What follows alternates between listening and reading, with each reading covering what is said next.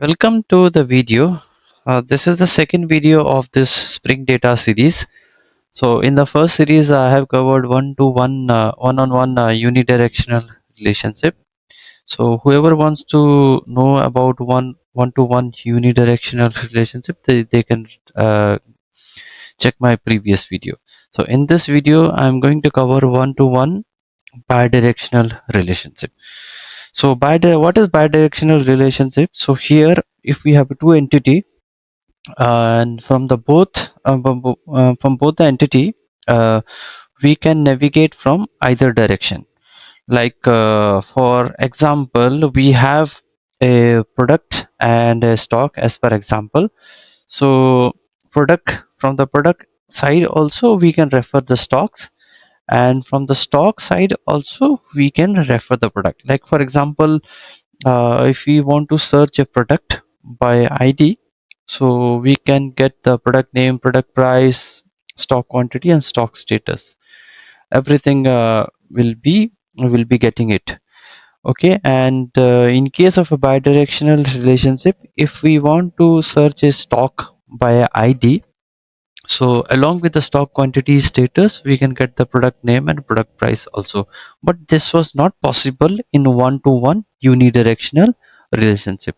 Okay, okay, and this video is going to be short because the concept is very like simple, and most of the things I have covered in my previous video.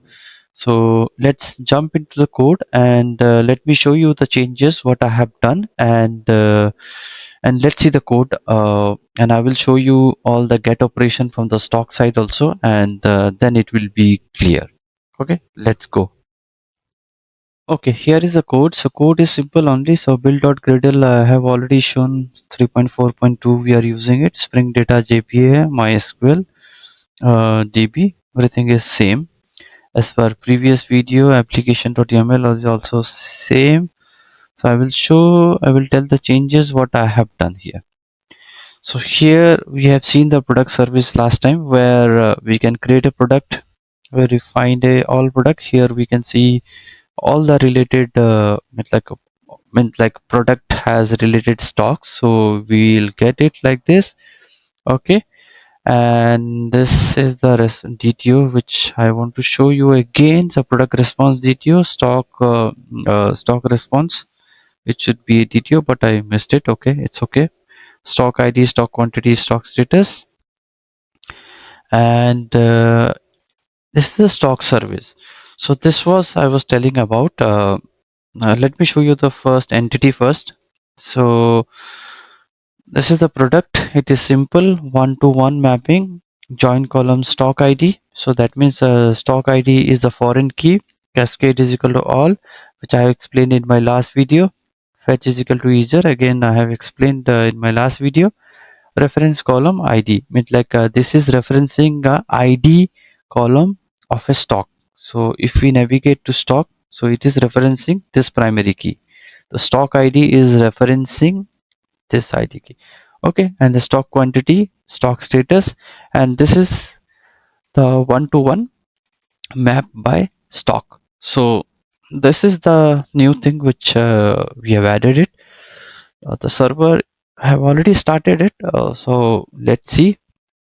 And the stock service, here product with stock response DTO. Here we are getting the product and the stock, so this is the DTO is same, and here we are searching the stock, and apart from the stock sees we are doing stock.getProduct.getID, ID, product name, product price, and this is the stock ID, stock quantity, and the stock status. So it is pretty simple. So let's see on the Postman how it works. We'll close all this. Okay, and go to one-on-one. First we will create one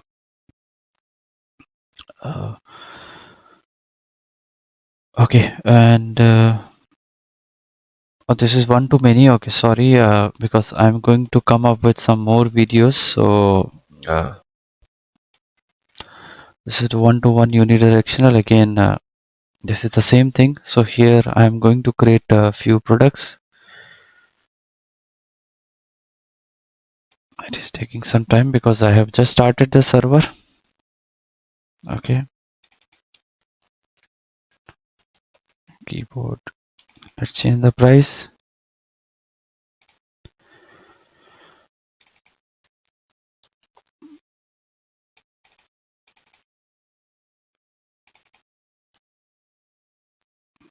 Okay, we have created 3 products, and if we see the get all, it is simple.